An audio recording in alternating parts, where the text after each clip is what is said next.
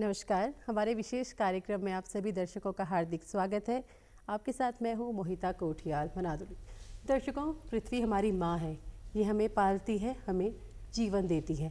पृथ्वी के साथ हमारा रिश्ता बहुत ही पवित्र है, लेकिन इसके साथ जो हमारी इंसान की जिम्मेदारियाँ हैं, क्या हम उसका निर्वहन कर पाते हैं? हमारे चारों ओर जो अदृश्य वातावरण है, ये हमें जीने के लिए सांस देता है, पीने के लिए पानी देता है और हमारी हर आवश्यकता को पूरा करता है। लेकिन इसी पर्यावरण को हम अपने कृत्य से लगातार खोखला करते जा रहे हैं, जबकि मनुष्य जानता है कि मनुष्य का अस्तित्व पर्यावरण के बिना संभव नहीं है। इसी सोच को आगे रखने के लिए और इंसान को पर्यावरण के संरक्षण और इसके सचेत रखने के लिए हर साल 5 जून को विश्व पर्यावरण दिवस के रूप में मनाया जाता है, जिसका मुख्य उद्देश्य यही है कि पर्यावरण के साथ मनुष्य को जोड़ा जा सके और उसकी क्या जिम्मेदारियां है पर्यावरण के प्रति, इससे उसे बताया जा सके।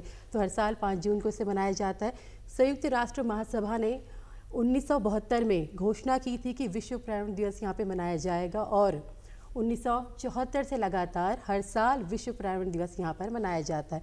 इस बार हर बार इनकी एक थीम रहती है, जिसके तहत पूरे साल यहाँ पर पर्यावरण दिवस जो है मनाया जाता है। इस बार की जो हमारी थीम है वो है प्लास्टिक प्रदूषण को समाप्त करना। तो इसी विषय में आज हम चर्चा करेंगे और हमारे साथ हमारे यहाँ पर चर्चा करने के लिए हमारे बेहद खास मेहमान यहाँ पर मौजूद है। पहले मैं इनका परिचय आपसे करवा देती हूँ। हमारे साथ यहाँ पर राहुल कुमार जी मौजूद हैं, जो भारतीय वन सेवा अधिकारी। सर, बहुत बहुत स्वागत है आपका। नमस्कार। तो और इसी के साथ हमारे साथ या दूसरे मेहमान भी हमारे मौजूद हैं, जिज्ञासु अग्रवाल जी, जो भी भारतीय वन सेवा अधिकारी। सर, बहुत बहुत स्वागत है आपका। तो दर्शकों, विश्व पर्यावरण दिवस के विषय में आज हम बात कर रहे हैं और जब इस तरह की बातें यहाँ पर होती है तो प्रश्न पहला यही लाजमी हो जाता है कि हम जानते हैं पर्यावरण की आवश्यकता हमें क्यों है, पर्यावरण क्या है।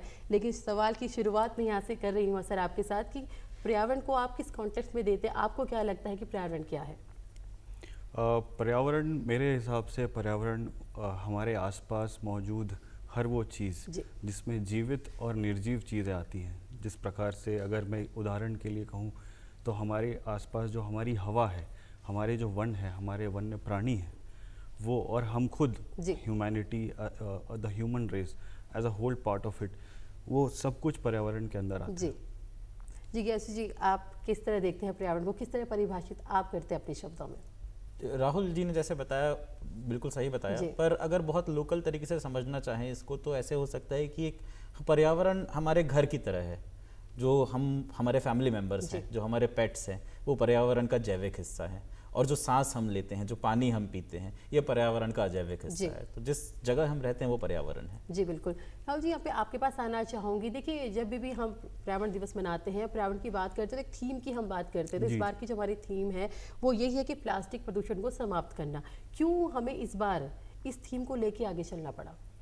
जी, इस बार का थीम अगर मैं संक्षिप्त तरीके से बताऊं तो बीटिंग प्लास्टिक पोल्यूशन है। जी।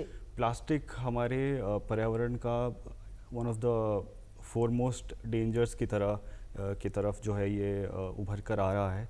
और सबसे बड़ा इशू ये है कि आज हम जहाँ भी देखते हैं अपने आसपास, चाहे वो शहरों में हो, हमारे तालाबों में, हमारी नदियों में, हमारे समुंदर में, हर जगह प्लास्टिक का एक अंबार सा लगा हुआ नज़र आता है। इवन अगर हम माइक्रो प्लास्टिक्स, जो एक नई तरीके की प्लास्टिक उभर कर आ रहे हैं, जो हमारे सेहत के लिए, हमारे कृषि के लिए, हमारी भूमि के लिए, हर तरीके से वो एक बहुत बड़ा एक डेंजर के रूप में उभर कर आ रहा है। इसलिए प्लास्टिक पोल्यूशन को डील करना हमारे लिए बहुत अत्यंत ही आवश्यक है।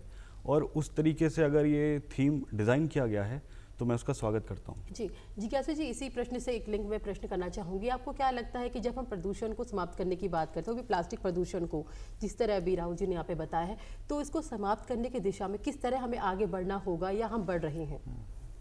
इसमें एक बात समझने की ये है कि प्लास्टिक इतना डिफ़िकल्ट पॉल्यूटेंट इसलिए है क्योंकि ये नॉन बायोडिग्रेडेबल है। जो हमारे माइक्रो ऑर्गेनिजम्स होते हैं वो हमारे जैविक पदार्थों को तो डिग्रेड कर देते हैं और वो दोबारा धरती का और आसमान का हिस्सा बन जाते हैं। पर प्लास्टिक जो है वो कई हज़ारों सालों तक वातावरण में वैसा ही रहता है और वो लीच करके कभी एयर को पोल्यूट करता है, कभी लैंड को पोल्यूट करता है। अब इसके विषय में आगे किस तरीके से बढ़ना है हमको, उसके लिए एक बहुत सोची समझी स्ट्रैटेजी के बारे में सोचा गया है। गवर्नमेंट एक चीज़ लेकर आई है, मिशन लाइफ, आपने सुना होगा, जिसको सर्कुलर इकोनॉमी से लिंक किया गया है। हमको रिड्यूस, रिफ्यूज़, रीयूज़ और रिसाइकल की पद्धति पर आगे बढ़ना होगा, तभी हम इस प्लास्टिक पोल्यूशन को बीट कर पाएंगे। जी राहुल जी, जैसे हम पोल्यूशन की यहाँ पे बात कर रहे हैं तो सबसे ज़्यादा, जैसे अभी बात की प्लास्टिक प्रदूषण की बात होती है, उसके बाद दूसरा प्रदूषण आता है वायु प्रदूषण जी। क्योंकि आज की डेट में इतनी गाड़ियाँ हैं, इतनी तरह की मिल है, कारखाने हैं, वहाँ से जो पोल्यूटेड एयर निकलती है वो हमारे वातावरण में ही जा रही है। तो वहाँ का जो प्रदूषण है किस तरह हमारे जो वातावरण है, हमारे पर्यावरण को प्रदूषित कर रहा है? वायु प्रदूषण की बात करें तो सबसे पहले वो हमारे स्वास्थ्य पर असर डालता है। जो हवा हम लेते हैं, आज हम बहुत सारे एग्जांपल्स देख सकते हैं अपने देश में। दिल्ली जो सबसे बड़ा उदाहरण है, AQI वहाँ पे विंटर्स के समय में स्पेशली 300 से 400 के बीच में रहता है जी। ये प्रॉब्लम हम देहरादून जैसे विकसित होते हुए शहरों में भी देख रहे हैं। उसको टैकल करने का सबसे बड़ा सबसे जो कारगर तरीका हो सकता है, मैं अब फिर से मिशन लाइफ की तरफ इसलिए जाऊंगा क्योंकि mission life it stands for lifestyle for environment. जो हर डेली चॉइसेस जो हम अपने लिए चूज़ करते हैं, अगर मैं एग्जांपल लूँ कि अगर आप छोटे डिस्टेंस के लिए अगर कार या अपनी बाइक का इस्तेमाल कर रहे हैं तो आप उतना ही पोल्यूशन जो है आप इन्वायरमेंट में, एटमॉस्फेयर में जाने दे रहे हैं। उसी तरफ देखा जाए कि हमारे जो लाइफस्टाइल में जो चॉइसेस हम अपना रहे हैं, जैसे लेट्स से कि फास्ट फैशन हो गया, हम बहुत सारी कंज्यूमरिज्म की तरफ बढ़ रहे हैं, हमें मटेरियलिस्टिक हमारी लाइफस्टाइल हो चुकी है, जो कि हमारे पूर्वजों, जो हमारे ओल्डर जनरेशन्स थे, वो कम सामान में और सर्कुलर इकोनॉमी की तरफ ज़्यादा देखते थे। हम ऐसा लग रहा है कि आने वाली पीढ़ी जो है उससे हटकर थोड़ा मटेरियलिस्टिक टेंडेंसी की तरफ बढ़ रही है। तो जितना ज़्यादा हम चीज़ों का निर्माण करेंगे उतना ज़्यादा आपकी कार्बन फुटप्रिंट बढ़ेगी। आप हर एक चीज़, एक ग्लास हो गया, हमारे कपड़े हो गए, जो भी हम चीज़ इस्तेमाल करते हैं, सब कुछ एक मैन्युफैक्चरिंग प्रोसेस से होकर आता है और जिससे कार्बन उत्सर्जन होता है। तो उसको रोकने का सबसे कारगर तरीका है हम अपने लाइफस्टाइल की तरफ देखें। ये सबसे पहला पॉइंट होना चाहिए हमारे लिए। जी। जिज्ञासु जी, राहुल जी ने यहाँ पे अपनी जीवन शैली की यहाँ पर बात की। आपको क्या लगता है कि जो हमारी जीवन शैली है, क्योंकि बदलते वक्त के साथ आवश्यकताएं बढ़ रही हैं तो आविष्कार भी हो रहे हैं यहाँ पे, तो क्या आपको लगता है कि इन आवश्यकता और आविष्कार के साथ हम पर्यावरण को बिना नुकसान पहुँचाए आगे बढ़ सकते हैं? जी बिल्कुल, मतलब ये बहुत पर्टिनेंट सवाल है कि हमारी आवश्यकताएं भी बढ़ रही हैं और इस वजह से रिसोर्सेज ज़्यादा यूज़ करने पड़ रहे हैं, पर अब नई टेक्नोलॉजीज़ भी उसके हिसाब से जनरेट हो रही हैं जो हमको रिसोर्स एफिशिएंसी की तरफ लेके जा रही हैं। आजकल हम सस्टेनेबल डेवलपमेंट की बात करते हैं, हमारे माननीय प्रधानमंत्री जी ने भी हमको इसका एक मंत्र दिया है, पंचामृत मंत्र। तो जैसे हम सिंपल बात करते हैं एनर्जी की कि हमको बिजली की आवश्यकता ज़्यादा है, पर पहले हम वही बिजली ज़्यादा कोयला से प्रोड्यूस करते थे और आज हम वही बिजली ज़्यादा रिन्यूएबल एनर्जी से प्रोड्यूस करते हैं जो कि पॉल्यूट नहीं करती एटमॉस्फेयर को। तो इस तरीके की चीज़ों से हम अगर आगे बढ़ेंगे तो हम अपनी आवश्यकताएं भी पूरी कर सकते हैं और एनवायरनमेंट को नुकसान भी कम पहुंचा सकते हैं। बिल्कुल राहुल जी, देखिए जब पर्यावरण की बात होती है तो हम पर्टिकुलर किसी एक स्थान के बारे में बात नहीं करते हैं, हम पूरे विश्व के बारे में बात करें, विश्व के लोगों के बारे में बात करते हैं क्योंकि विश्व का मुद्दा है। लेकिन जब हम बात उत्तराखंड में कर रहे होते हैं तो बहुत आवश्यक हो जाता है कि हम उत्तराखंड की भी यहाँ पे बात करें क्योंकि उत्तराखंड एक पहाड़ी प्रदेश है। ऐसे में आपको क्या लगता है कि उत्तराखंड जैसे राज्य के लिए पर्यावरण संतुलन कितना महत्वपूर्ण है और किस तरह आपको लग रहा है कि वर्तमान परिवेश में ये डगमगा रहा है? अगर उत्तराखंड की बात करें तो उत्तराखंड में हिली डिस्ट्रिक्ट्स हैं सारे, 13 डिस्ट्रिक्ट्स हैं और 13 के 13 डिस्ट्रिक्ट्स हिली डिस्ट्रिक्ट्स हैं। उत्तराखंड की टोपोग्राफी ऐसी है कि उसमें अगर क्लाइमेट में थोड़ा भी फेरबदल होता है, हम वो देखते हैं कि वो फ्लैश फ्लड के रूप में या ग्लेशियर लेक आउटबर्स्ट फ्लड जो हम देखते हैं, चमोली में डिज़ास्टर हुआ, 2013 में हमने क्लाउड बर्स्ट, बादल फटने की घटना देखी। तो उत्तराखंड की टोपोग्राफी ऐसी है, हिमालय की गोद में बसा हुआ ये राज्य है और अर्थक्वेक प्रोन राज्य है जो कि जोन 5 सीस्मिक जोन के अंडर आता है।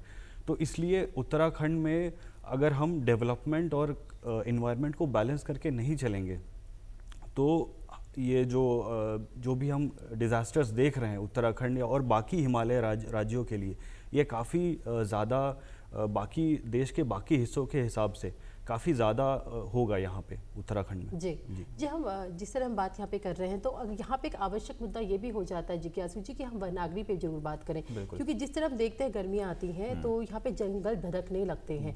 क्या आपको लगता है वो जो आग यहाँ पे लगती है उससे हमारे पर्यावरण को कितना नुकसान यहाँ पे पहुँच रहा है? बिल्कुल, ये वन अग्नि जो बढ़ रही है ये क्लाइमेट चेंज का एक बहुत बड़ा रिजल्ट है कि हम देख रहे हैं कि वन अग्नि बढ़ रही है। अब इसके रिस्पेक्ट में हो ये रहा है कि जब गर्मी बढ़ती है तो पेड़ सूखते हैं और सूखते पेड़ों में आग लगती है। अब इसके हमको आगे कैसे बढ़ना है, इसके लिए तो बहुत सारे स्टेप्स लिए गए हैं। कुछ ट्रेडिशनल स्टेप्स हैं जो लिए गए हैं। ट्रेडिशनल स्टेप्स में से एक है कि हमने फायर लाइंस बनाई हैं, ठीक है, पर अब हम कुछ टेक्नोलॉजी की तरफ भी आगे बढ़ रहे हैं। आजकल हमने AI बेस्ड सोल्यूशंस लगाए हैं जहां पर हम बहुत जल्दी वन अग्नि को डिटेक्ट कर लेते हैं। हमारे उत्तराखंड में ही फायर अलर्ट सिस्टम एक लाया गया जिसमें कुछ घंटों के अंदर, 1 या 2 घंटों के अंदर अलर्ट मिल जाता है कहीं पर वन अग्नि होती है, तो फिर हम उस अग्नि को बहुत जल्दी टैकल कर लेते हैं। तो रिमोट सेंसिंग का इस्तेमाल किया जा रहा है। तो इस तरीके से हम इसके रिस्पेक्ट में आगे बढ़ सकते हैं। तो मतलब राहुल जी, मैं कह सकते हैं कि जो फॉरेस्ट डिपार्टमेंट है मतलब बहुत बेहतर काम यहाँ पे कर रहा है, नई नई तकनीकियाँ यहाँ पे लेके आ रहे हैं। जैसे AI की सर ने यहाँ पे बात की, बहुत से लोग होंगे जो अभी इस टेक्नोलॉजी को नहीं जानते, तो मैं चाहूँगी कि थोड़ा आप इसको विस्तृत तरीके से बताएं कि किस तरह कार्य कर रही है। AI जो कि आर्टिफिशियल इंटेलिजेंस है, अगर मैं फॉरेस्ट डिपार्टमेंट की बात करूँ तो बहुत व्यापक स्तर पे रिमोट सेंसिंग का इस्तेमाल हो रहा है। रिमोट सेंसिंग जिसके थ्रू हम सैटेलाइट्स का यूज़ करते हैं, और जो वेजिटेशन का जो इंडेक्स है, हम फॉरेस्ट को सैटेलाइट के थ्रू मापते हैं कि कहाँ पे डिपेंडिंग ऑन द क्लाइमेट जो वेजिटेशन का स्तर किस लेवल पे है। क्या वो काफ़ी जो वेजिटेशन काफ़ी सूखा हुआ है, क्या उसमें ये वन किस प्रकार के हैं, मिक्स्ड फॉरेस्ट है वो, क्या वो प्योर स्ट्रैंड का फॉरेस्ट है। तो इसका अध्ययन करके हम उन चुनिंदा लोकेशंस की जो है जानकारी इकट्ठा कर सकते हैं जहाँ पे फायर या फिर अग्नि जो है लगने की ज़्यादा संभावना है। तो इस तरीके से एक इस्तेमाल देखा जा रहा है। AI के रिस्पेक्ट में जैसे मैं छोटी सी बात जोड़ना चाहूँगा कि उसका फुल फॉर्म है आर्टिफिशियल इंटेलिजेंस। मतलब बात यह है कि हम मशीन को सिखा रहे हैं उन चीज़ों को करना, सोचना इस तरीके से कि वो हमारी कुछ समस्याओं को सॉल्व कर सके। वो सिंपली ये है, जो हम उसको वन अग्नि में भी इस्तेमाल कर सकते हैं, ट्रैफिक मैनेजमेंट में भी इस्तेमाल कर सकते हैं, प्लानिंग में इस्तेमाल कर सकते हैं। जी गैस जी, यहाँ पे जब हम वन की बात करते हैं तो हम देख रहे हैं दिन प्रतिदिन जो वन क्षेत्र है वो हमारे कम होते जा रहे हैं। अब जब वन क्षेत्र कम होते हैं तो मानव और जीव का जो संघर्ष है वो हम देख रहे हैं कि वो अब बहुत ज़्यादा मात्रा में देखने को मिल रहा है। ऐसे में जो इंसान है उसको तो ये लगने लगता है कि जो जीव है ये तो मेरे लिए संकट है। हाँ जी, हाँ बिल्कुल, ये बहुत बड़ी समस्या है। पर इसमें एक बात सोचने की ये है कि हमको ये समझना ज़रूरी है कि वन्य जीव हमारे लिए इम्पोर्टेंट क्यों है, क्यों महत्वपूर्ण है। मैं एक बार कॉर्बेट नेशनल पार्क गया था और वहाँ एक बहुत अच्छा बोर्ड मैंने पढ़ा था कि बाघ है तो जंगल है, जंगल है तो जल है, और जल है तो जीवन है। तो ये हमको समझने की ज़रूरत है कि अगर बाघ नहीं रहेगा या जीव जंतु नहीं रहेंगे तो जंगल भी नहीं बचेगा। अगर जंगल नहीं बचेगा तो उसका डायरेक्ट इम्पैक्ट हमारे जीवन पर होने वाला है। पानी की समस्या एक बहुत बढ़ती हुई समस्या जो हम बहुत सारे शहरों में देख रहे हैं। इसीलिए हमको वन्य जीवों को सिर्फ एक संकट के तरीके से नहीं देखना चाहिए। हमको ये समझना चाहिए कि जितना हमारा अधिकार है इस धरती पर, उतना ही अधिकार उनका भी है इस धरती पर, और हम एक सिम्बायोटिक रिलेशनशिप में रहते हैं। जी बिल्कुल। जिज्ञासा जी, यहाँ पे बात की है पानी के संकट की। क्या आपको लगता है कि वन क्षेत्र में जब हम यहाँ पे बात करते हैं तो जो वनों के अंदर जो पहले प्राकृतिक स्रोत हुआ करते थे धीरे धीरे वो सूखते जा रहे हैं।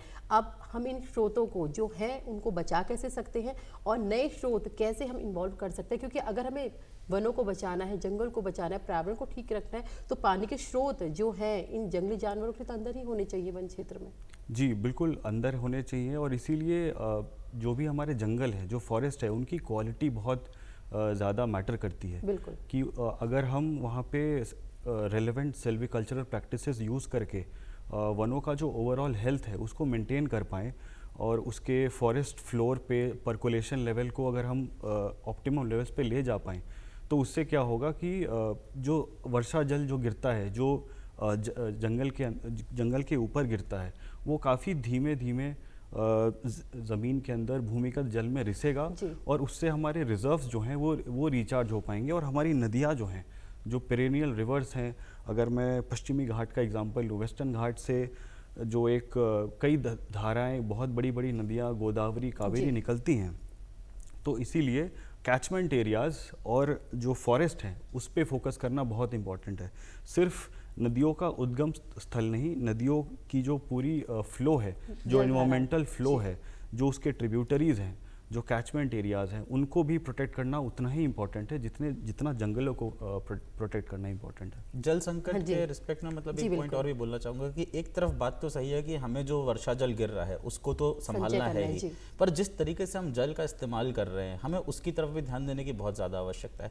वन का जल और वन के बाहर का जल अलग अलग नहीं है, सारा जल जो है वो एक जल है, ठीक है, सब कनेक्टेड है। तो अब जैसे हम अपनी कुछ खेती की प्रैक्टिसेस की बात करते हैं, कई जगह हमने देखा है कि हम पानी का इस्तेमाल बहुत ज़्यादा करते हैं, जिसकी जगह हम नई प्रैक्टिस इस्तेमाल कर सकते हैं, ड्रिप इरीगेशन हो गया, या फिर बहुत सिंपल सी चीज़ हम मिशन लाइफ की बात कर रहे थे। पानी का वेस्टेज कई बार बहुत ज़्यादा होता है जब उसकी अवेलेबिलिटी ज़्यादा होती है, लेकिन जब वो दिन जब हम सोचते हैं जिस दिन घर में पानी नहीं आता उस दिन हम एक एक बूंद के लिए तरस जाते हैं। तो अगर हम एक छोटा सा बदलाव अपने जीवन में लेके आए, जो हर कोई लेके आ सकता है, कि जब पानी की ज़रूरत नहीं है तो नल बंद कर दिया, कहीं सड़क पर देखा कि पानी बह रहा है तो नल बंद कर दिया, इस प्रकार की चीज़ों से भी हम पानी को जो है बचा सकते हैं। बिल्कुल जी, आपने सही बात की कि पानी को बचाना बहुत आवश्यक है। इसके लिए जो हमें है सहभागिता, मानव सहभागिता को बढ़ाना होगा। लेकिन एक प्रश्न ये भी उठता है कि जो पानी है उसको प्रदूषण से बचाना, कचरा मुक्त हो हमारी नदियाँ, इसकी तरफ भी तो ध्यान देना आवश्यक है। बिल्कुल, बहुत ज़्यादा ध्यान देना आवश्यक है, क्योंकि जैसे हमारे अगर भारत की बात करें तो हम भारत की बहुत बड़ी जनसंख्या जो है वो भूमिगत जल पर निर्भर है। उसके अलावा अगर आप दक्षिण भारत की बात करें तो वहाँ पे टैंक सिस्टम और तालाबों के वजह से और डैम्स के थ्रू जो है पेयजल की आपूर्ति होती है। तो हमें अलग अलग जगहों में, अलग अलग एरियाज़ में उस एरिया के हिसाब से हमें अपना प्लानिंग करना पड़ेगा। अगर मैं उत्तराखंड की बात करूं और बाकी पहाड़ी क्षेत्र और प्लेन्स की बात करूं तो ग्राउंड वाटर की जो शुद्धता है वो बहुत ज़रूरी है। और इसीलिए हम जो प्लास्टिक पोल्यूशन की बात फिर से कर रहे थे, तो प्लास्टिक पोल्यूशन, अगर प्लास्टिक से सॉइल पोल्यूट होगा, सॉइल से हमारा लीचिएट निकलता है प्लास्टिक से, जो कि भूमिगत जल में जाकर मिल जाता है। उसके अलावा अगर हम अति दोहन करेंगे, अगर हम कृषि में सिर्फ 2-3 क्रॉप्स पर ही निर्भर रहेंगे तो हम अति दोहन करेंगे। और इसीलिए क्रॉप डाइवर्सिफिकेशन जो हमारी सरकार ने काफ़ी ज़ोर देकर इस पर नए नए स्कीम्स ला रहे हैं, ताकि हमारे किसान भाई जो हैं अलग अलग क्रॉप्स पे चले जाएं, अलग अलग क्रॉप्स की ग्रोथ करें।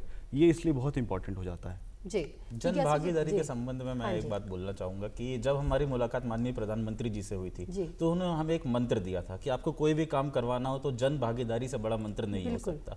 उन्होंने हमें इंदौर का एग्जाम्पल भी बताया था, जो आज पूरे दुनिया में फेमस है। इंदौर शहर का जो पूरा कचरा है उसको सिर्फ गवर्नमेंट और एडमिनिस्ट्रेशन ने अपने बलबूते पे नहीं साफ किया है, लोगों की जन भागीदारी हुई है। लोगों ने कचरा कम किया है, लोगों ने कचरा समेटना चालू किया है, लोगों ने अपने घर पे वेस्ट सेग्रीगेशन स्टार्ट किया, और इस तरीके से इंदौर की सड़कों से और इंदौर के नालों वगैरह से भी कचरा कम होता गया है। तो जन भागीदारी मतलब इसलिए बहुत ज़्यादा इंपॉर्टेंट हो जाता है। तो आपको क्या लगता है कि क्योंकि हम फॉरेस्ट डिपार्टमेंट की भी यहाँ पे बात करें, क्योंकि आप वहीं से आते हैं, तो आपको क्या लग रहा है कि फॉरेस्ट डिपार्टमेंट इस ओर किस तरह कदम बढ़ा रहा है, किस तरह कार्य कर रहा है? जी, फॉरेस्ट डिपार्टमेंट, अगर हम सिर्फ कचरा निपटारण की बात करें तो सबसे पहले तो हम अपने फॉरेस्ट के थ्रू, जो फॉरेस्ट में जो टूरिज़्म आ रहा है, जो वहाँ पे कचरा जनरेट हो रहा है, हमारी अकाउंटेबिलिटी वहाँ पे ज़्यादा है कि हम टूरिज़्म अगर आने दे रहे हैं तो that has to be sustainable. हम इको टूरिज़्म की तरफ बढ़ रहे हैं, इको टूरिज़्म सफारीज़ की बात करते हैं, और कचरा निपटारण जो है उनको हमारे जो ट्राइब्स हैं, लोकल ट्राइब्स हैं, वो कई सारे ऐसे ऑल्टरनेटिव्स निकाल कर ला सकते हैं, जैसे बैम्बू का इस्तेमाल हो गया, या फिर हमारे पास कई प्रकार की जो घास होती है, उसके थ्रू हम प्लास्टिक का जो ऑल्टरनेटिव है वैसे प्रोडक्ट्स को वैसे प्रोडक्ट को इस्तेमाल करके प्लास्टिक का एक ऑल्टरनेटिव की तरह उसको प्रमोट कर सकते हैं। जब हम अपनी ट्रेनिंग के दौरान में हमको हमारे पूरे कंट्री के टूर्स होते हैं, तो हम एक टूर पर अभी गए थे, वेस्ट इंडिया टूर पर। हमने तड़ोबा में ये इस चीज़ का एक एग्जांपल देखा कि लोग प्लास्टिक की बॉटल्स को अंदर ले जाके कई बार पार्क में फेंक देते थे। इस चीज़ को रोकने के लिए वहाँ के एडमिनिस्ट्रेशन ने प्लास्टिक को बैन किया और साथ में ऑल्टरनेटिव के तौर पर बैम्बू की बॉटल्स, कांच की बॉटल्स प्रोवाइड करी। और ये जो है ये किया गया लोकल लोगों की मदद से, तो लोकल लोगों को इससे एम्प्लॉयमेंट भी मिला, प्लास्टिक पोल्यूशन भी कम हो गया और ओवरऑल टूरिज्म में भी अच्छा बढ़ावा हुआ। तो इस प्रकार की जो बेस्ट प्रैक्टिसेस है वो हमको और भी जगह पे इस्तेमाल करनी चाहिए। क्या आपको लगता है कि देखिए सरकार कार्य करती है, विभाग कार्य करते हैं, लेकिन जो जन सहभागिता है, जैसे हम बात यहाँ पे कर रहे हैं कि जन सहभागिता बहुत आवश्यक हो जाती है, क्या आपको लगता है क्योंकि अगर मनुष्य को पता है कि प्लास्टिक बैन है, प्लास्टिक का इस्तेमाल नहीं करना चाहिए, प्रदूषण उससे खराब हो रहा है, क्या आपको लग रहा है कि जन सहभागिता उस स्तर पे पहुंच पा रही है? ये एक्चुअली इसके पहले हमको ये भी सोचने की जरूरत है कि प्लास्टिक के बारे में अगर अवेयरनेस है, पर फिर भी हम क्यों नहीं कम कर पा रहे हैं, क्यों इतनी बड़ी समस्या ये है। एक रीजन तो ये है कि हमारे पास प्लास्टिक के ऑल्टरनेटिव्स अभी अवेलेबल नहीं है। देखिए, और दूसरी बात ये है कि प्लास्टिक बहुत चीप है। उसके कॉस्ट कॉम्पिटिटिवनेस के रिस्पेक्ट में हम दूसरे प्रोडक्ट्स ऑल्टरनेटिव्स लेके नहीं आ पा रहे हैं। तो इसीलिए और भी ज़्यादा ज़रूरी हो जाता है कि हम जन भागीदारी पे बात करें कि लोग अपना प्लास्टिक का इस्तेमाल ही कम करें, जहाँ पर ज़रूरी है वहीं पर प्लास्टिक का इस्तेमाल करें। आज हम एक पॉलीथीन लेके जाते हैं, पॉलीथीन बैग लेके जाते हैं सब्जी लेने के लिए, कुछ भी लेने के लिए, उसकी जगह हो सकता है हम कपड़े का बैग लेके जाएं जो हम बार बार इस्तेमाल कर सकते हैं। तो हम इस तरीके से उसको रीयूज़ कर सकते हैं, उसकी लाइफ साइकिल बढ़ा सकते हैं और प्लास्टिक का इस्तेमाल कम कर सकते हैं। तो अभी तो ये करना होगा, धीरे धीरे रिसर्च भी बढ़ानी होगी बायो प्लास्टिक्स पे, बायोडिग्रेडेबल मटेरियल पे जो प्लास्टिक को रिप्लेस कर देगा। जी राहुल जी, यहाँ पे आपको क्या लगता है कि ग्लोबल चैलेंज की जब हम बात करते हैं, हमारे सामने इस वक्त ग्लोबल चैलेंज सबसे ज़्यादा क्या है? सबसे बड़ी ग्लोबल चैलेंज में अभी मानूंगा जो हमारे टेम्परेचर, जो हमने गोल तय किया था पेरिस एग्रीमेंट 2015 के तहत कि जो ग्लोबल जो टेम्परेचर है, जो एवरेज टेम्परेचर है उसको 1.5 degree Celsius to 2 degree Celsius के नीचे रखने का, मुझे ऐसा लगता है कि वो गोल जो है, जो हमने तय कर रखा था, हम बहुत पीछे छूट चुके हैं। क्योंकि 2100 आप समझ लीजिए कि जो हमने 85 सालों का गोल रखा था, आज वो 15 साल के भीतर ही ऐसा अनुमान लगाया जा रहा है कि 2030 तक हमारी जो ग्लोबल एवरेज टेम्परेचर है वो 1.5 डिग्री को क्रॉस कर जाएगी, जो एक बहुत बड़ा हमारे लिए चैलेंज बनकर उभरेगा। और विथ टाइम हम ये समझ पाएंगे कि उसके इम्प्लीकेशंस क्या होंगे। जिज्ञासु जी, आपको क्या लगता है? क्लाइमेट चेंज डेफिनेटली हमारे सामने इस समय सबसे बड़ा चैलेंज निकल के आ रहा है, पर इसके साथ में बायोडाइवर्सिटी लॉस भी, अगर हम एनवायरनमेंट के रिस्पेक्ट में बात करें तो बहुत बड़ा चैलेंज निकल के आ रहा है। हो ये रहा है कि हम जो अपनी जैव विविधता है उसको खोते जा रहे हैं, और उसके खोने की वजह से हमें बहुत सारी दूसरी समस्याओं को झेलना पड़ रहा है। कोविड महामारी के रिस्पेक्ट में भी कहा जाता है कि उसका उद्गमन कहीं ना कहीं इस तरीके से हुआ था कि जैव विविधता के संदर्भ में कहीं पर उसके कुछ लिंक्स थे। तो इस प्रकार की चीज़ें हैं, तो ये भी मुझे लगता है एक बहुत बड़ी समस्या जिसको हमको डील करने की ज़रूरत है। यहाँ पर सर जब बात होती है पारिस्थितिकी तंत्र की, तो पारिस्थितिकी तंत्र में हर एक चीज़ बहुत सलीके से है कि आपके कीट भी जरूरी है, आपके पौधे भी जरूरी है, आपके पादप भी जरूरी है, आपके छोटे जीव भी जरूरी है। लेकिन आपको लग रहा है कि क्या हम उस पारिस्थितिकी तंत्र है उसको सीमित रख पा रहे हैं, वो सही है हमारी? हाँ, ये बिल्कुल सही बात है कि कई बार ऐसा होता है कि हमारे कंजर्वेशन का जो फोकस है वो कुछ ज़्यादा स्पीशीज़ पर ज़्यादा हो जाता है और बहुत सारे छोटे छोटे एलिमेंट्स जो उस पर नहीं हो पाता है। इसके रिस्पेक्ट में लेकिन हमने स्टेप्स लेना भी चालू किया है। आप बहुत सारे नेशनल पार्क्स में आप देखेंगे तो अलग अलग मैस्कॉट्स बनाए जाने लगे। जैसे पेंच नेशनल पार्क की अगर हम बात करें, टाइगर रिजर्व की बात करें, तो वहाँ का मैस्कॉट एक पक्षी को बनाया गया है, हॉर्नबिल को बनाया गया अगर मैं गलत नहीं हूँ तो इस प्रकार से हम ये कोशिश कर रहे हैं। साथ में जैव विविधता के रिस्पेक्ट में हमने अपने IGNFA में भी अभी स्टेप लिया था, जब हमने एक दिन बायोडाइवर्सिटी डे के दिन ऑर्किड्स का प्लांटेशन किया था कि हर बार तो पेड़ उगाते हैं लेकिन इस बार ऑर्किड्स लगाते हैं जो कि एक अलग प्रकार के पेड़ हैं। तो हाँ, ये बहुत ज़रूरी है कि हम अवेयरनेस बढ़ाएं इसके रिस्पेक्ट में। जी, और इसके रिस्पेक्ट में एक कॉन्सेप्ट है जो कि महात्मा गांधी जी ने दिया था, इंग्लिश में उसे डीप इकोलॉजी कहते हैं। और जैसे आपने कहा कि पृथ्वी पे मौजूद हर एक लाइफ फॉर्म इम्पॉर्टेंट है और सब हर लाइफ फॉर्म एक दूसरे पर डिपेंडेंट है। हम मानव ऐसा सोचते हैं कि हम पर्यावरण से हटकर हैं, जबकि हम पर्यावरण का पार्ट हैं और हमारे एक्शन से दूसरे वन्य प्राणियों पर भी असर पड़ता है और उनके रहने ना रहने से भी हमारे ऊपर फर्क पड़ता है। ये with time through environmental education हमें अपने बच्चों को, अपने हर जनरेशन को बताना पड़ेगा। इसमें समय लगेगा, पर मैं इसके तरफ काफ़ी पॉजिटिव एटीट्यूड रखता हूँ। बिल्कुल, आपने एक पॉइंट का, यहाँ पे हमें आगे की पीढ़ी बच्चों को समझाना पड़ेगा। तो क्या आपको लगता है कि पर्यावरण जो एक बहुत बड़ा सब्जेक्ट है, बच्चों को इससे जोड़ के रखना पड़ेगा? क्योंकि जब बचपन से ही बच्चा उससे जुड़ता चला जाएगा तभी वो अपना उसे लगाव महसूस करेगा, और जब वो उसे लगाव महसूस करेगा तभी जाकर उसे पता रहेगा कि मुझे क्या करना है, क्या नहीं करना है। बिल्कुल बिल्कुल, और इसके लिए बहुत ज़रूरी है कि बच्चों को शुरुआत से पर्यावरण से, शिक्षा, हाँ बिल्कुल, विद्यालय शिक्षा के अलावा प्रैक्टिकल ज्ञान भी उनका कनेक्ट बनाया जाए। तो सिर्फ शिक्षा जो है वो सीमित न रहे क्लासरूम के अंदर, बच्चों को लेके जाया जाए बाहर एक्सकर्जन्स पे, बच्चों को दिखाया जाए कि पर्यावरण कैसे इंपॉर्टेंट है, उसकी क्या सुंदरता है, क्या महत्वता है। जब ये होता है तो बच्चे अपने आप फिर उस दिशा में आगे बढ़ते हैं। और अगर एक जनरेशन को हमको बदलना है तो हम बच्चों से शुरू करेंगे तो आगे आने वाली पीढ़ी अपने आप बदलती जाएगी। फिर यहाँ पे एक बात ये भी आती है कि जैसे हम देख रहे हैं कि लगातार जो गाँव है वो खाली हो रहा है। अब जब गाँव खाली होता है इसका मतलब ये होता है जो वहाँ पे कृषि क्षेत्र है, वो जो भूमि है वो बंजर पड़ती जा रही है। इसका हमारे इन्वायरमेंट में क्या प्रभाव पड़ रहा है? जी, मतलब एक देखिए, इसमें जो मुझे लगता है समस्या ये है कि जब गांव खाली होता है तो उस जगह पे एनवायरनमेंट के रिस्पेक्ट में ऐसा होता है कि वन क्षेत्र बढ़ता है अगर हम वैसे देखें, परंतु जो वहाँ पे लोग हैं उनके लिए ये बात इतनी ठीक नहीं होती है। देखिए, जो यंग लोग हैं वो तो मूव कर जाते हैं, पर जो ओल्ड एज लोग हैं वो तो वहीं पर रह जाते हैं। तो अब हमको इसको इस तरीके से करना है कि समावेशिक तरीके से हो पाए। तो जैसे कि अभी बहुत अच्छा कॉन्सेप्ट कुछ जगह उत्तराखंड में मैंने देखा है कि होम स्टेज का कॉन्सेप्ट लेके आए हैं लोग, कि कुछ लोग उन्हीं जगहों को एक होम स्टेज में कन्वर्ट कर रहे हैं कि एनवायरनमेंट भी प्रिजर्व होता जा रहा है और साथ में जो वहाँ के लोग हैं उनको भी लाइवलीहुड मिलती जा रही है। तो कुछ इस प्रकार से करना चाहिए इस चीज़ को। देखिए सर, पहले हम देखते थे बादल फटते हैं, लैंडस्लाइड होती है, रोडें टूट जाती हैं, हम देखते थे, लेकिन अब हम देख रहे हैं कि ये चीज़ें ना, इनकी जो संख्या है बहुत बढ़ गई है। आपको लग रहा है कि अभी मानसून आने वाले हैं, 15 जून से हम कहते हैं मानसून आने वाले हैं, लेकिन अब हम देख रहे हैं लगातार बारिश, लोग अब ये कहने लगे अरे मानसून आ गए क्या, ये बात होने लगी है। तो हमारा जो पर्यावरण है, जो आवरण हमारा है, किस ओर जा रहा है? ये बेसिकली क्लाइमेट चेंज का यही रिजल्ट है कि क्लाइमेट पैटर्न्स बदल रहे हैं। जो पहले होता था कि हम सोचते थे कि मॉनसून जो है वो इस समय आएगा और उसमें बारिश होगी और उसके पहले गर्मी होगी, अब ये पैटर्न बदल रहे हैं। जो एक्सट्रीम इवेंट्स हम कहते हैं कि एक बार में बहुत सारी बारिश हो जा रही है, फिर कुछ समय तक या काफ़ी समय तक बारिश नहीं हो रही, सूखा पड़ जा रहा है। अब ये हो रहा है, ये एक रियलिटी है, हमको इसको एक्सेप्ट करना है। अब करना ये है कि इसके रिस्पेक्ट हमको अडेप्ट करने की ज़रूरत है अपने आप को। रेन वाटर हार्वेस्टिंग स्ट्रक्चर्स एक छोटा सा एग्जाम्पल है। जब हमको पता है कि बारिश एक साथ बहुत ज़्यादा होने वाली, तो हमको उस वाटर को प्रिजर्व भी करना होगा, कंजर्व करना होगा, तो रेन वाटर हार्वेस्टिंग स्ट्रक्चर्स बनाए जा सकते हैं। अडेप्टेशन और मिटिगेशन दोनों हमें साथ साथ लेकर चलना पड़ेगा क्लाइमेट चेंज से डील करने के लिए। जब डील की बात आती है तो आपको क्या लगता है कि फॉरेस्ट डिपार्टमेंट इन सारी परेशानियों से, इस सारी चुनौतियों से किस तरह डील कर रहा है? और क्योंकि जन सहभागिता बहुत आवश्यक है, आसपास के जो गांव हैं, जो लोग हैं, उनको कैसे कनेक्ट कर पा रहा है?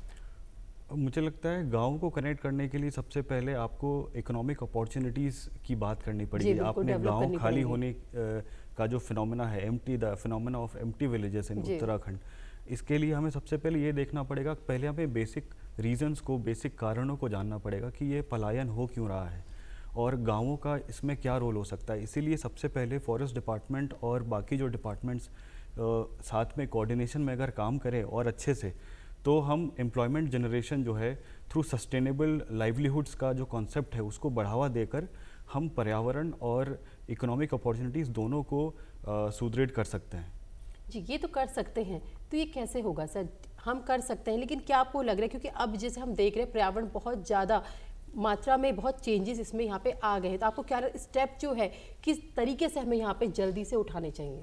देखिए, सबसे पहले अभी हम एक काम तो कर ही रहे हैं कि एफॉरेस्टेशन और फॉरेस्ट कंजर्वेशन। अगर हमारे जंगल बचे रहेंगे तो हम जो एक्स्ट्रा कार्बन डाइऑक्साइड एटमॉस्फेयर में है उसको हमारे पेड़ अपने अंदर एब्जॉर्ब करेंगे और वो उस अमाउंट को कम कर पाएंगे। तो सबसे पहले जो नीड है वो यही है कि इन चीज़ों पे हम फोकस करें।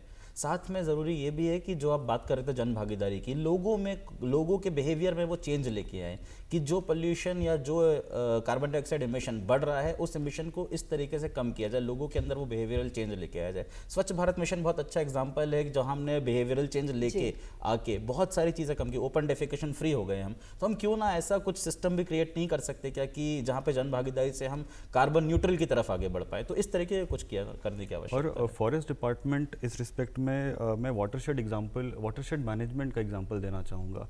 और इसमें फॉरेस्ट डिपार्टमेंट के साथ साथ कई सारे एनजीओज भी इसमें काफ़ी इन्वॉल्व हैं। अगर मैं उदाहरण के लिए पानी फाउंडेशन का उदाहरण दूं, जिन्होंने महाराष्ट्र में वाटरशेड डेवलपमेंट के थ्रू जो कृषि जो आधारित लोग हैं और जो क्रॉप एरिया है उसमें काफ़ी वृद्धि हुई है।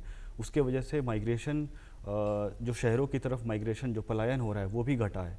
तो वाटरशेड मैनेजमेंट जो है एक बहुत बड़ा टूल है हमारे पास, एक फॉरेस्ट डिपार्टमेंट के पास हम क्लाइमेट चेंज को डील करने के लिए। एक और इसमें एग्जांपल है वन विकास समितियां। Forest department eco development committees या वन विकास समितियां जो हैं वो गांव-गांव में फॉर्म करता है। ये वन विकास समितियां जो हैं, जो वन से जो भी रिसोर्सेज उत्पन्न हो रहे हैं या टूरिज्म उत्पन्न हो रही है उससे बेनिफिट भी उठाता है और फिर उस जगह को प्रिजर्व भी करता है। तो जो बात कर रहे थे कि अगर वो बेनिफिट भी उठाएंगे तो उसे कंजर्व भी करेंगे, इस तरीके से वो जन भागीदारी आ रही है जहाँ हम वनों को प्रोटेक्ट कर पा रहे हैं और अल्टीमेटली ये कॉन्ट्रीब्यूट करता है बड़े चैलेंजेस से डील करने में। राहुल जी, क्योंकि हमारे कार्यक्रम का समय यहाँ पे समाप्त हो रहा है, मैं अंतिम प्रश्न आपसे करना चाहूँगी कि पर्यावरण को संरक्षण करने के लिए, संरक्षित रखने के लिए आप क्या हमारे दर्शकों को सुझाव देना चाहेंगे? मैं एक उदाहरण देना चाहूँगा। जो मैंने स्कूल में 2007 की बात मैं करूँ तो संयुक्त राष्ट्र में हमारे भारत से एक गर्ल स्टूडेंट जो है वो गई थी वहाँ पे, और उन्होंने एक बहुत ही फेमस भाषण दिया था। उन्होंने कहा था कि अगर हम नहीं तो कौन, अगर यहाँ नहीं तो कहाँ, और अगर अब नहीं तो कब। तो ये अगर 3 जो छोटे से वाक्य हैं अगर हम याद कर लें, अगर अपने दिमाग में बिठा लें हर एक डिसीजन को लेने के पहले, तो हम काफ़ी इन्वायरमेंट फ्रेंडली जो कहते हैं वो बन सकते हैं। तो इसलिए अभी जो हमारे पास जो अगले 10 साल हैं काफ़ी इम्पोर्टेंट है इस रिस्पेक्ट में। जी सर, आप क्या कहना चाहेंगे? मैं इनकी बात से पूरी तरह सहमत हूँ कि मतलब हमको भी यही करना होगा कि जो मैसेज उस महिला ने दिया या उन गर्ल ने दिया, उस मैसेज को हमको जन घर घर में पहुँचाना होगा। और अगर वो मैसेज घर घर में पहुँच जाएगा और लोग उसको इम्बाइब कर लेंगे तो डेफिनेटली हम इन प्रॉब्लम को सॉल्व कर सकते हैं। मैं इसमें दूरदर्शन का जो रोल रहा है, मैं IFS ऑफिसर हूँ और हम दोनों IFS ऑफिसर हैं। हम बचपन में ऐसे कई चीज़ों को हमने अपने अंदर आत्मसात किया। हम इन्वायरमेंट की तरफ सोच पाएँ एम्पैथी से, उसमें बहुत बड़ा रोल दूरदर्शन का रहा है। मैं अगर कुछ 2-3 प्रोग्राम्स का नाम लूँ तो एक 2004-05 के लगभग भूमि, अर्थ मैटर्स और खेल खेल में दुनिया बदलो, ऐसे कई सारे environmental conservation awareness related programmes होते थे। मैं उस समय में 10-11 साल का एक बच्चा था, स्कूल जाने वाला बच्चा था, और ये 3-4 प्रोग्राम्स देखकर मेरे अंदर कई सारी चेंजेस आई, जिसके थ्रू में जो पर्यावरण है उसके प्रति, जो वाइल्ड लाइफ है, पर्यावरण है, जो हमारे एबायोटिक फैक्टर्स है जिसको हम, जो कई साधारण लोग उसको इग्नोर कर देते हैं, हवा, पानी, सब कुछ, मैं उसके बारे में ज़्यादा सजग हो पाया, सचेत होकर सोच पाया। तो इसमें आई थिंक दूरदर्शन का बहुत बड़ा रोल रहा है मेरे यहाँ तक पहुँचने में। जी सर, बहुत बहुत धन्यवाद हमारे कार्यक्रम को इतने तरीके से लेने के लिए और समझने के लिए और उसको आत्मसात यहाँ पे करने के लिए। राहुल जी, बहुत बहुत धन्यवाद आपका यहाँ पर, और जिज्ञासु जी आपको भी बहुत बहुत धन्यवाद। तो ये हमारे साथ यहाँ पर भारतीय वन सेवा अधिकारी यहाँ पर मौजूद थे, जिन्होंने हमें पर्यावरण संरक्षण को लेकर और पर्यावरण संबंधित बहुत महत्वपूर्ण जानकारी यहाँ पर दी, और किस तरह फॉरेस्ट डिपार्टमेंट यहाँ पर कदम से कदम बढ़ा रहा है कि ताकि पर्यावरण को यहाँ पे संरक्षित किया जा सके, और यहाँ पर जो जन सहभागिता है वो किस तरीके से यहाँ पे बढ़ाई जा सके, इस तरह कार्य कर रहा है। और जिस तरह यहाँ पर हमारे गेस्ट ने बताया कि दूरदर्शन द्वारा कई प्रोग्राम यहाँ पे चलाए जाते रहे हैं पहले से भी, तो हमारी दूरदर्शन टीम की यही यहाँ पर कोशिश रहती है कि हम इस तरह के कार्यक्रम को यहाँ पे आयोजन करें, ताकि जो इंसान है, जो मानव है, वो समझ सके कि हमारी आवश्यकताएं क्या है और कैसे हम प्रकृति या अन्य विषयों के साथ यहाँ पर जुड़ सकते हैं। नमस्कार।